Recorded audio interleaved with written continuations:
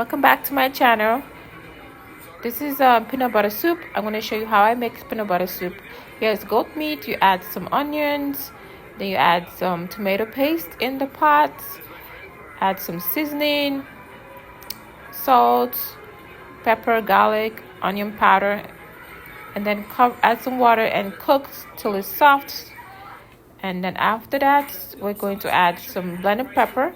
That includes pepper, onions, and then that's the peanut butter I use. And in a bowl, I add some peanut butter in it, and I add some warm water to mix it so that way it can dissolve into a smooth paste, smooth consistency.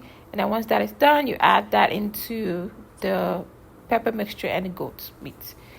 So you mix well, and then you are going to cover and let it cook for a few minutes, probably 10 minutes, so that way it can really get that peanut butter in the meat.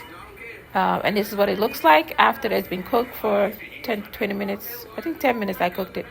And then it's ready and done. You can add some extra seasoning if you want. So I'm going to be eating mine with rice. Thank you. Subscribe.